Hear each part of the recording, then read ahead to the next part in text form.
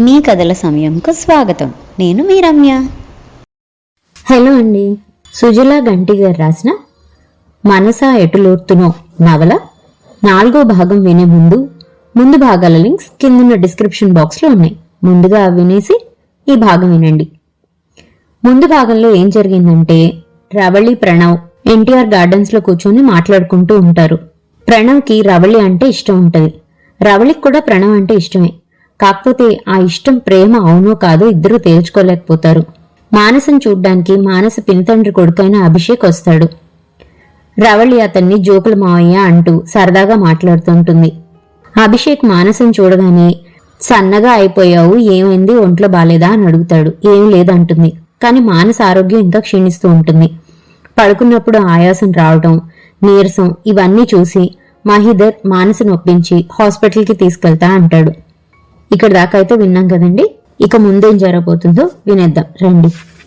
మర్నాడు పొద్దున్న రవళితో అన్నాడు మహిదర్, అమ్మని రోజు సాయంకాలం డాక్టర్ దగ్గరికి తీసుకువెళ్తాన్రా. అలాగే నాన్న, నేను ఎప్పటి నుంచో చెప్తున్నాను, అయినా అమ్మ వినిపించుకోవటం లేదు.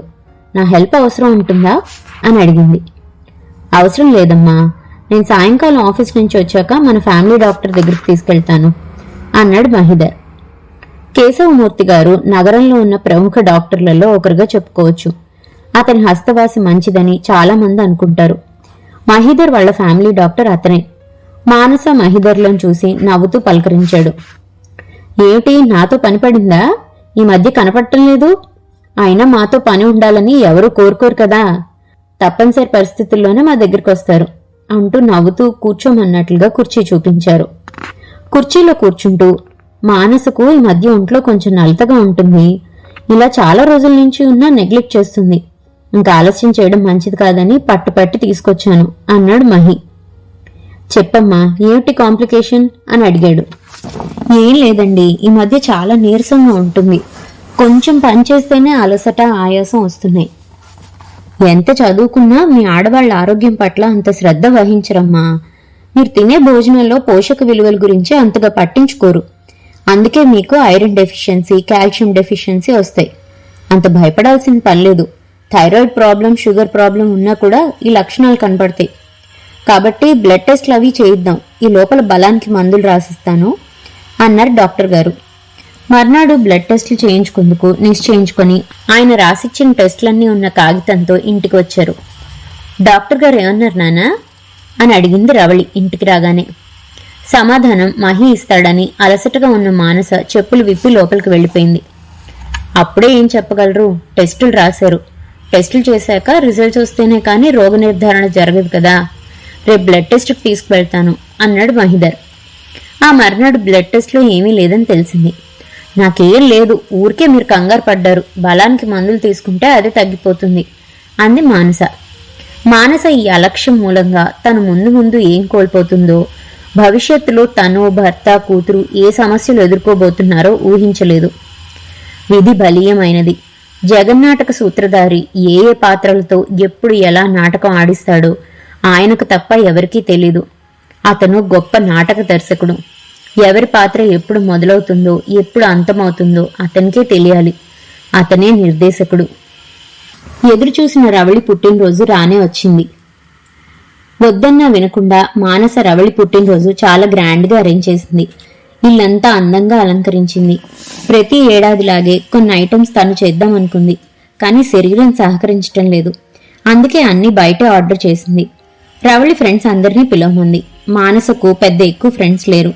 మహిని తన ఫ్రెండ్స్ని, కొలీగ్స్ని పిలవమంది. ఎందుకు మానస, ఇంతమందిని పిలిచి ఎలా మేనేజ్ చేస్తాం? అసలే నీ కొంట్లో బాగుండలేదు కదా అన్నాడు మహి. ఈ పుట్టినరోజు పనితో ఆమె ఇంకా శ్రమకు గురవుతుందని అతని భయం. అందుకే ఈసారి శ్రమ తగ్గించుకుంటే మంచిదని అతని అభిప్రాయం. ఎంత లేదన్నా ఎక్కువ మందిని పిలిస్తే శ్రమ తప్పదు. కానీ ఆమె ఒప్పుకోదని తెలుసు.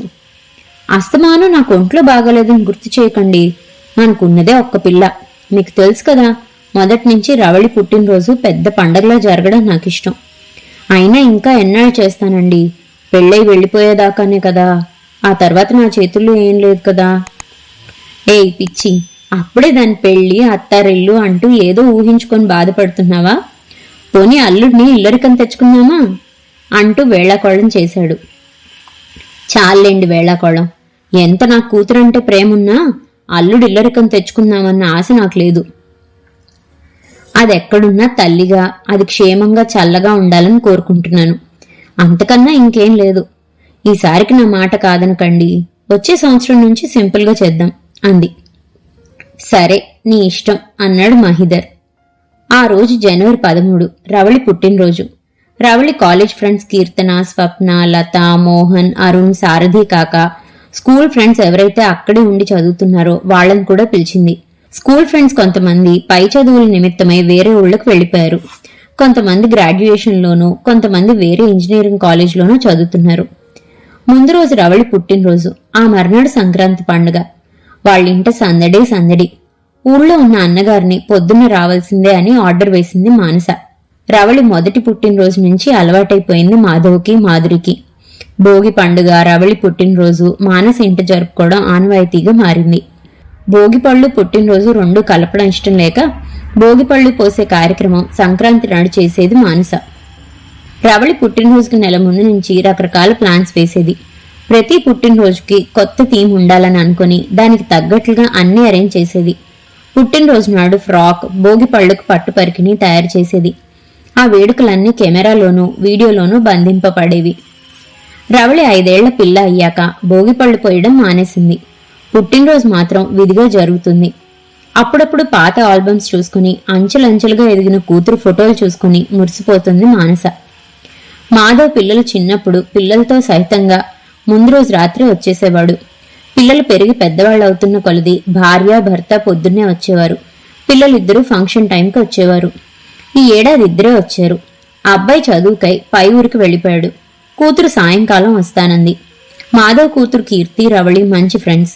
చదువులో పడి ఇదివరకెట్లా అత్త ఇంటికి రాలేకపోతుంది. ఈ విషయం తలుచుకుని అప్పుడప్పుడు బాధపడుతుంది మానస. చిన్నప్పుడు అత్తను వదిలిపెట్టకుండా ఉండే మేనకోడలు ఇప్పుడు చదువు వంక పెట్టి రావడం తగ్గించేసింది. బహుశా ఇది ప్రకృతి ధర్మమేమో. వయసు పెరుగుతున్న కొలది బాంధవ్యాల్లో కూడా అనుకోని మార్పులు వస్తాయి కాబోలు. మానస కోరిక మీద ఈ ఏడాది కూడా అందరినీ పిలిచింది రవళి. వారం రోజుల క్రితమే తల్లితో వెళ్లి ఆ రోజుకు కావలసిన డ్రెస్, దానికి మ్యాచ్ అయ్యే నగలు తెచ్చుకుంది. వైట్ అండ్ గ్రీన్ కాంబినేషన్ లో కుందన్ వర్క్ ఉన్న సల్వార్ కమీజ్, దాని మీద అందమైన tissue chunni, green stone and pearl ఉన్న నెక్లెస్, చెవులు జూకాలతో, పోనీగా ఉంగరాల జుట్టుతో దేవకన్యలో మెరిసిపోతుంది. మానస కూడా జర్దోసి వర్క్ తో ఉన్న పింక్ షిఫాన్ చీర, డిజైనర్ బ్లౌజ్, దానికి తగ్గ అలంకారంతో ఎంతో అందంగా ఉంది. చక్కనమ్మ చిక్కినా అందమే అన్న సూక్తి మానసం చూశాక నిజం అనిపిస్తుంది. లేని ఓపిక తెచ్చుకొని అన్నింటా తానే అయి ఏర్పాట్లు సరిగ్గా ఉన్నాయో లేదో అన్న సంగతి చూసుకుంటుంది. వీలైనంత వరకు ఆమె శ్రమ తగ్గించడానికి మహి తాపత్రయపడుతున్నాడు. ఇంటి ముందున్న చెట్లకు సీరియల్ బల్బ్స్ పెట్టారు.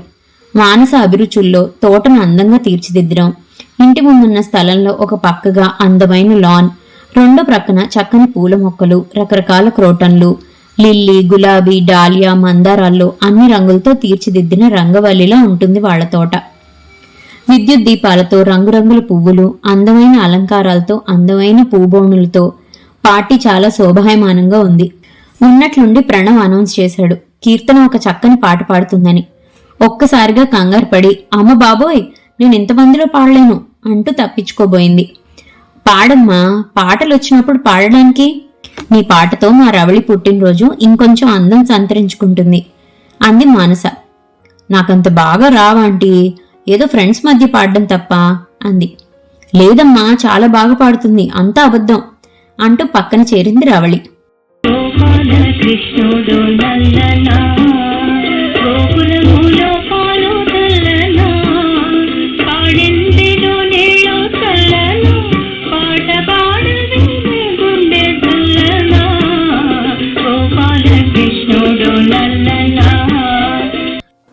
అంటూ మృదు మధురంగా తీయగా బాలసరస్వతి గారి పాట పాడింది.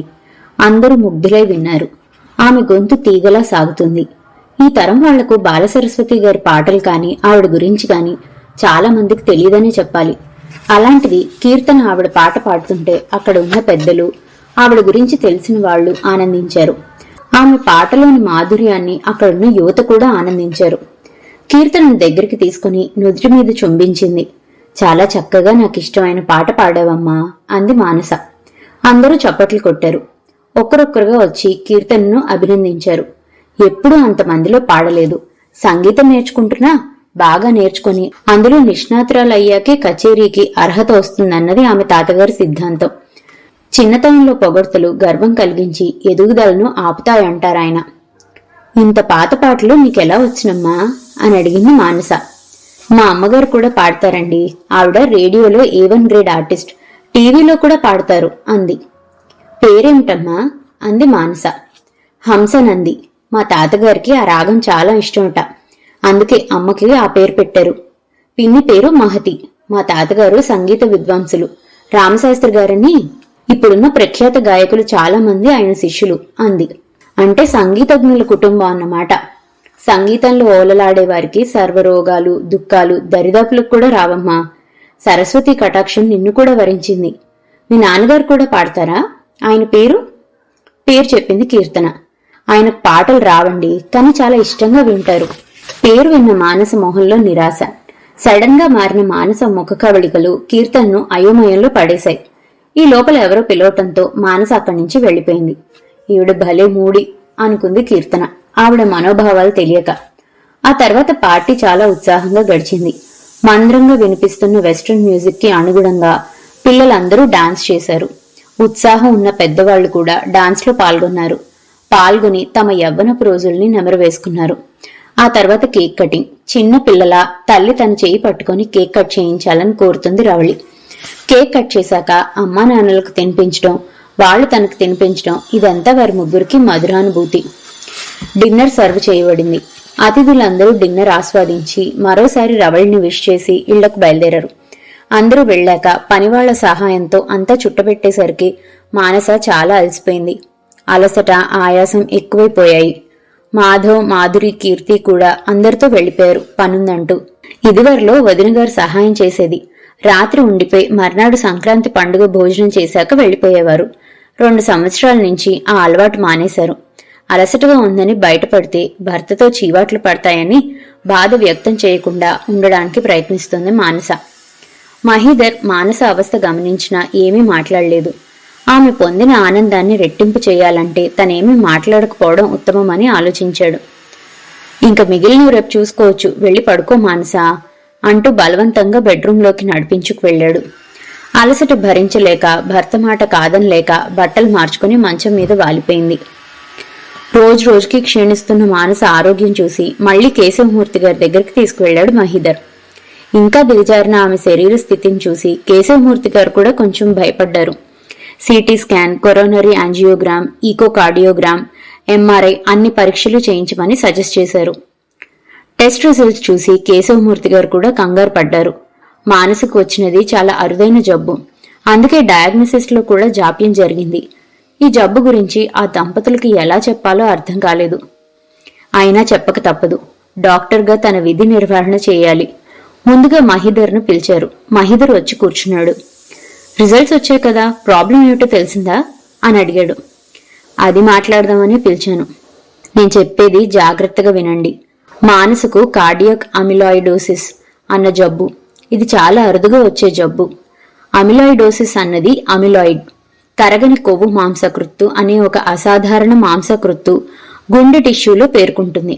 దాని మూలంగా గుండె కష్టపడి పనిచేస్తుంది. ఈ ప్రోటీన్ బాడీలో ఉన్న నార్మల్ టిష్యూలకు కూడా గుంపుగా అవయవాలకు పేర్కొంటుంది. ఇలా జరగడంతో అవయవాలు పనిచేసే శక్తి తగ్గిపోతుంది. నాకు చెప్పడానికి బాధగా ఉన్నా చెప్పక తప్పటం లేదు.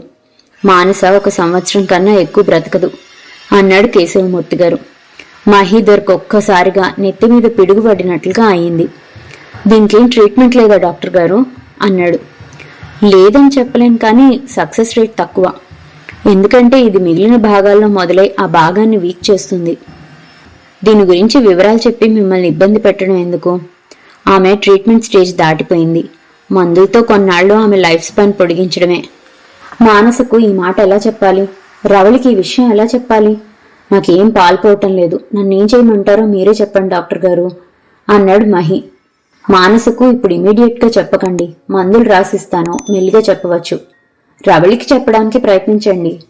ఎందుకంటే ఇప్పుడు మానసకు ఆమె అవసరం ఎంతైనా ఉంది అన్నారు మూర్తిగారు. ఏం చేయాలో తెలియని అయోమయం. దేవుడు ఎందుకు ఇలా చేశాడో. మానస తమ జీవితాల్లోంచి అతి త్వరలో నిష్క్రమిస్తుందంటే ఏదో గుండెలు పిండిన బాధ. అంత అనురాగమూర్తి తమకు దూరమవుతుందా? మానస లేని జీవితం ఊహించడానికే ఏదోలా ఉంది. రవళికి ఎలా చెప్పాలి? ఆమె ఎలా తీసుకుంటుంది? తమకు ప్రియాతి ప్రియమైన మనిషి కొద్ది రోజుల్లో తమను విడిచిపోతుందని తెలిస్తే ఆ బాధ ఎంత నరకప్రాయమో ఇప్పుడు తామిద్దరికీ అవగతం అవబోతుంది. ఈ విషయం తెలిస్తే మానస తల్లిదండ్రులు తట్టుకోగలరా? తామెంతో అపురూపంగా పెంచుకున్న వరాల తల్లి వీడ్కోలు ఆ తల్లి మనసు తట్టుకోగలదా? ఇలా ఎందుకు చేశావని దేవుణ్ణి నిందించాలా, లేక ఇంతే అని సరిపెట్టుకోవాలా? తనకు తాను నిలదొక్కుని ఏమీ జరగనట్టు నవ్వుతూ బయటికి వచ్చాడు మహీధర్. డాక్టర్ గారు ఏమన్నారు? అంది మానస. ఏం పర్వాలేదు, కొంచెం లోపల ఇన్ఫెక్షన్ ఉందట, మందులు వాడితే సరిపోతుందన్నారు. నువ్వు ఇక్కడే కూర్చో, నేను మందులు తెస్తాను అంటూ మందుల షాప్ వైపు వెళ్లాడు మహి. మానసకు అనుమానం వచ్చింది. ఏమీ లేనప్పుడు మహి ఒక్కడినే పిలిచి డాక్టర్ గారు మాట్లాడాల్సిన అవసరం ఏముంది? ఇంతసేపు ఏం మాట్లాడుంటారు? మహి తన నుంచి ఏదో దాస్తున్నాడు. ఎలా తెలుసుకోవాలి? అతన్ని నొప్పించడం తనకిష్టం లేదు. ఆమె ఆలోచనల్లో ఉండగానే మహి మందులు తీసుకుని వచ్చాడు. ఇద్దరూ లేచి ఇంటికి బయలుదేరారు. ఇంటికి రాగానే రవళి అడిగింది, డాక్టర్ ఏమన్నారు అంటూ. నాకు తెలీదు, మీ నాన్నగారిని అడుగు, డాక్టర్ ఆయనతోనే చెప్పారు అంది మానస. మానసకు అనుమానం వచ్చిందని తెలుసుకున్నాడు. ఇప్పుడు తను చాలా జాగ్రత్తగా వ్యవహరించాలి అని మనసులో అనుకుని, కొంచెం ఇన్ఫెక్షన్ ఉంది, మందులు వాడమన్నారు, నథింగ్ టు వర్రీ అన్నాడు మహి.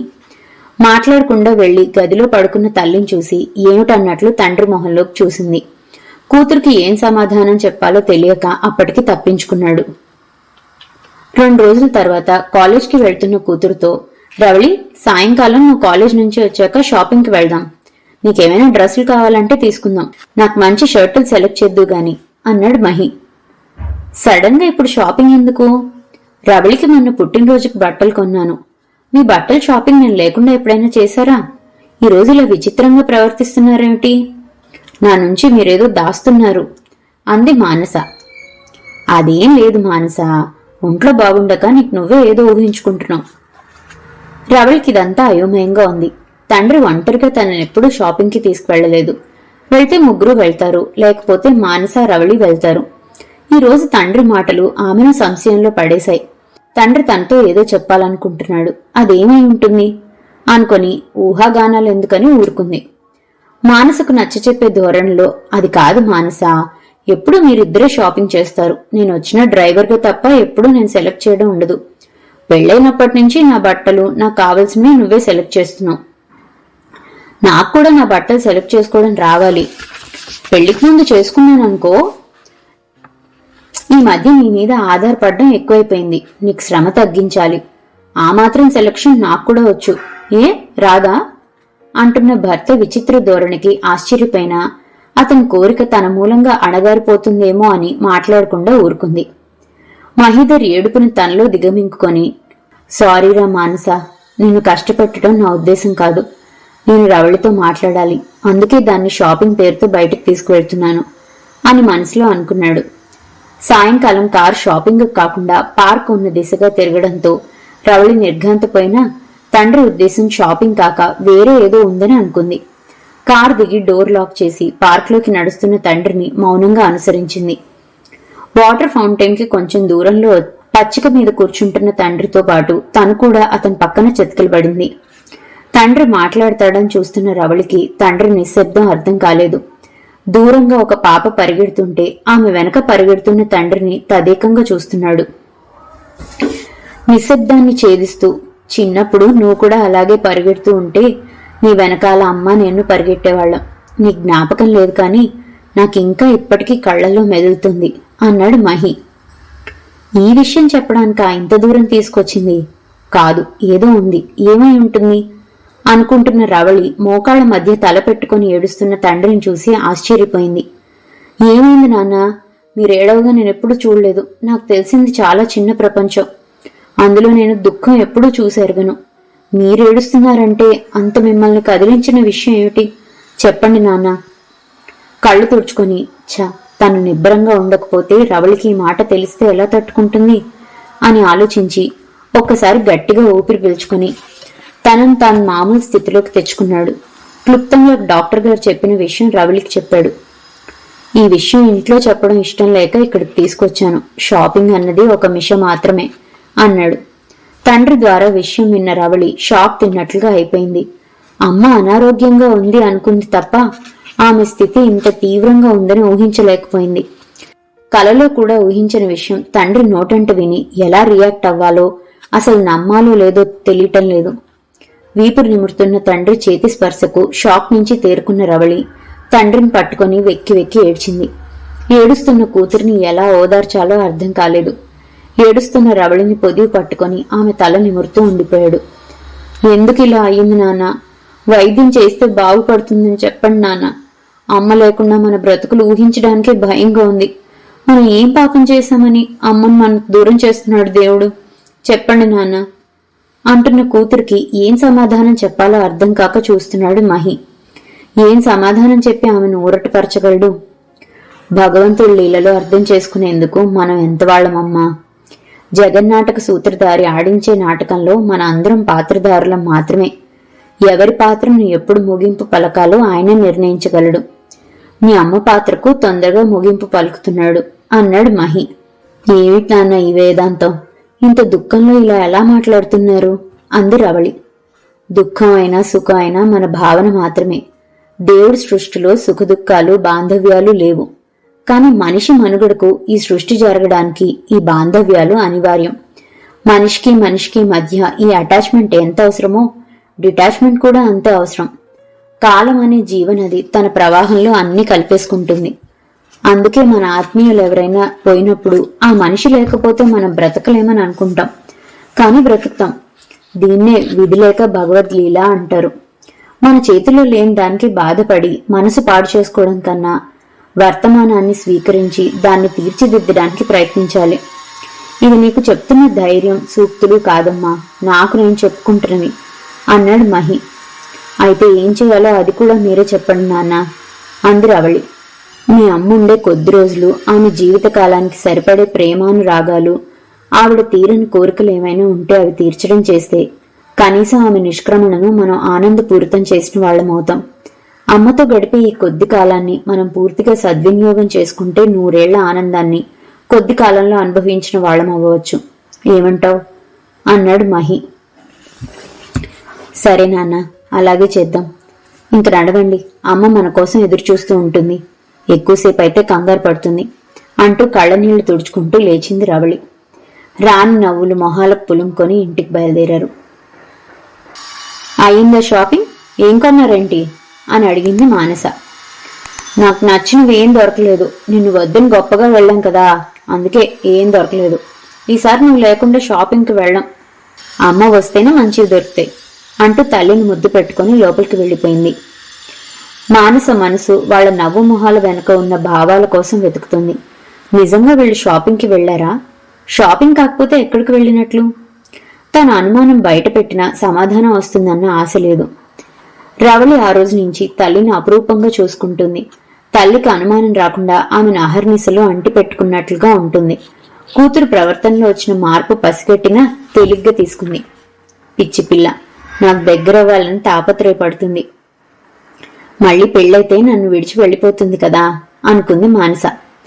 రవళికి కాలేజ్కి వెళ్లినప్పుడు కూడా తల్లి ధ్యాసే. అమ్మకు అది కావాలేమో ఇది కావాలేమో అన్న ధ్యాసలో చదువు మీద శ్రద్ధ చూపలేకపోతుంది. రవళిలో వచ్చిన మార్పుని ఆమె స్నేహితులు పసిగట్టారు. ఏం లేదంటూ తప్పించుకుంది. కాని కీర్తన మాత్రం వదిలిపెట్టలేదు. ఏదో ఉంది, నా దగ్గర ఎందుకు దాస్తున్నావు అంది. అప్పుడే వీళ్ళందరికీ చెప్పి వీళ్ల మొహాల్లో సానుభూతిని భరించగలదా? ఇప్పటిదాకా ప్రణవ్ కూడా చెప్పలేదు అనుకుంటూ, ఏం లేదు కీర్తన, ఒక్కోసారి ఎందుకో తెలీదు బోర్ అనిపిస్తుంది. దీనికి కారణం ఏమిటంటావు అంది. అప్పుడప్పుడు ఎందుకో తెలీదు, మన మనసు చెప్పిన మాట వినదు. నువ్వు చెప్పినట్లు బోర్గా అనిపిస్తుంది. అది బహుశా మనకు రాబోయే కష్టానికి సంకేతం ఉండవచ్చు, లేక పని ఒత్తిడి మూలంగా కూడా అలా అనిపించవచ్చు. అంటే తమ జీవితాల్లో రాబోయే తుఫానుకు నాందిగా ఇప్పటినుంచి తన మనసు కల్లోలానికి గురవుతుందా అనుకుంది రవళి. రవళి మౌనాన్ని చూసి మళ్లీ అంది కీర్తన. నాకెప్పుడు మనసు బాగుండకపోయినా హాయిగా సంగీతం పాడుకుంటూ కూర్చుంటాను. అంతే, అదేదో యాడ్లో లాగా నాలో ఉన్న ఉదాసీనత గాయబ్ అంది. సంగీతంలో అంత శక్తి ఉందా అని అడిగింది రవళి. ఉందనే నా ఉద్దేశం. మనలో చెలరేగే అలజడులకు శక్తివంతమైన ఆయుధం వినోదం. వినోదం చాలా రకాలు. అది వ్యక్తిగతంగా వారి ఇష్టాన్ని బట్టి ఆధారపడి ఉంటుంది. సంగీతం మనలో చెలరేగే అన్ని భావాల చైతన్యాన్ని తడుతుంది. అందుకే ఒక పాట విన్నప్పుడు దాని లయకు మన కాలు నేలను దాటిస్తుంది. ఒక్కోసారి మనకు తెలియకుండానే మన శరీరం ఆ సంగీతానికి తగ్గట్టుగా ఊగుతుంది. అంటే ఆ పాట ద్వారా వచ్చే ధ్వని ప్రకంపనలు మనలో మార్పును తెస్తున్నాయి. అలాగే కొన్ని పాటలు విన్నప్పుడు మనలో వ్యతిరేక ప్రభావం కలుగుతుంది. మనం దాన్ని వినడానికి ఇష్టపడ్డాం. దీనికి చిన్న ఉదాహరణ, ఎవరైనా అపశృతిలో పాడినా, లయబద్ధంగా పాడకపోయినా ఆ పాటను మనం ఆస్వాదించలేం. దీనికి మనకు సంగీత జ్ఞానం ఉండనవసరం లేదు. సంగీతం మనిషి మెదడుకు ఒక మత్తుమందులా పనిచేస్తుంది. ప్రస్తుత సమాజంలో టెన్షన్, బీపీ ఎక్కువగా ఉన్నాయి. వీటన్నిటికీ సరైన మందు సంగీతం. సంగీతంలోని లయకు మన గుండె చప్పుడుకు అవినాభావ సంబంధం ఉంది. సంగీతంలోని బీట్స్ ఒక నిమిషానికి 70-75 ఉన్నాయి. అలాగే మన గుండె నిమిషానికి 72 సార్లు కొట్టుకుంటుంది. లయ మనిషిలోని నాడులను ప్రేరేపించి ఒక విధమైన ఉత్తేజాన్ని కలిగిస్తుంది. దీనికి ఉదాహరణ ఫాస్ట్ మ్యూజిక్. ఇది విన్న వెంటనే మన శరీరంలో మనకు తెలియకుండానే కదలికలు మొదలవుతాయి. మన శరీరం నాట్యానికి ఆయుత్తమవుతుంది. సంగీతం మనిషి మెదడుకి ఒక పరవశం, నెమ్మది పరచడంలా పనిచేస్తుంది. ఆతృత, మానసిక ఒత్తిడి, రక్తపోటు ప్రస్తుతం మన సమాజంలో ఎక్కువగా ఉన్నాయి. వీటన్నిటికీ సరైన మందు సంగీతం అంటారు. ఇలా చెప్పాలంటే చాలా ఉంది. నీకు దీని గురించి విస్తారంగా వినాలనుంటే మా ఇంటికి ఒకసారి రా, తాతగారు ఇంకా బాగా చెప్తారు అంటూ ముగించింది కీర్తన. ఆమె మాటలు విన్న రవళి మెల్లిగా తన మనసుని సంగీతం వైపు మళ్లించాలనుకుంది. ఒకరోజు టేబుల్ దగ్గర కూర్చున్న మానసుకు నీరసం ఎక్కువై కూర్చోలేకపోతే లేపి మంచం మీద కూర్చోబెట్టి అన్నం తినిపించింది. ఇంకో రోజు తల్లి జుట్టు చిక్కు తీసి జడవేసింది. ఏమిట్రా, రోజు నన్ను చిన్నపిల్లని చేసేస్తున్నావు? నా పనులు నేను చేసుకుంటాను అంది. అది కాదమ్మా, చిన్నప్పుడు నాకు ఒంట్లో బాగుండకపోయినప్పుడు, జ్వరం వచ్చినప్పుడు నన్నెంత అపురూపంగా చూసుకునేదానివి. అప్పుడు నాకు నువ్వు అమ్మవు కాబట్టి చేశావు. ఇప్పుడు నేను నీకు అమ్మను. నా మాట గుడ్ గర్ల్లా వినాలి, నేను చెప్పినట్లు వినాలి. నా బంగారు తల్లి కదూ అంటూ నుదుటి మీద ముద్దు పెట్టుకుంది. మానసకు రవళి చిన్నప్పటి సంగతి గుర్తుకొచ్చింది. అచ్చు అప్పుడు తను చేసినట్లుగా రవళి ఇప్పుడు తనకు చేస్తుంది. ఆడపిల్లకు పుట్టుకతోనే అమ్మ పాత్రను గుండెల్లో నిక్షిప్తం చేస్తాడేమో భగవంతుడు అనుకుంది మానస. ఒకరోజు పని చేయడానికి సహకరించని శరీరాన్ని మంచం మీద చేర్చిన మానస కాలక్షేపానికి పుస్తకం కావాలనుకుంది.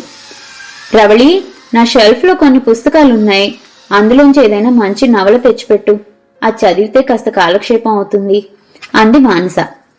మానస పుస్తకాల షెల్ఫ్ లో పుస్తకాలు వెతుకుతున్న రవళికి ఒక చక్కని అందమైన నగిషి ఉన్న చందనం డబ్బా కనిపించింది. ఈ డబ్బాలో ఏముండుంటుంది? అమ్మ దీన్ని ఇంత అపురూపంగా తన షెల్ఫ్ లో దాచుకుందంటే ఏదో విశేషం ఉండే ఉంటుంది అనుకుంటూ ఆ బాక్స్ ఓపెన్ చేసింది. దాంట్లో ఒక పాత డైరీ. అమ్మకు డైరీ రాసే అలవాటుందా? ఇంత అపురూపంగా దాచుకుందంటే ఏముంది ఇందులో అనుకుంటూ ఎదుటివారి డైరీ చదవడం తప్పని తెలిసినా ఆ డైరీ పెట్టెలో నుంచి తీసి పేజీలు తిరగేసింది. ఆ పేజీల్లో అందమైన కవితలు. అమ్మ కవితలు రాస్తుందా అనుకుంది రవళి. ఆ కవితలు ప్రణయ రాగాలు పలికించే కవితలు. కొన్ని కవితల కింద రాగాలు కూడా రాసున్నాయి. అమ్మకు పాటలు కూడా వచ్చా, కాని ఎప్పుడు పాడగా వినలేదు. అమ్మ తనలోని ఈ కవితా శక్తిని ఎందుకు మూసివేసింది? తనలోని ఈ ప్రజ్ఞతో మరుగుపరచాల్సిన అవసరం ఎందుకు వచ్చింది? అన్నీ ప్రశ్నలే. ఇంకా పేజీలు తిరిగేస్తుంటే ఒక ఉత్తరం కనిపించింది. ఇదండి సుజలా గారు రాసిన మనసా ఎటులోర్తును నవల 4వ భాగం. మరో భాగంతో మళ్ళీ కలుసుకుందాం. అంతవరకు సెలవు.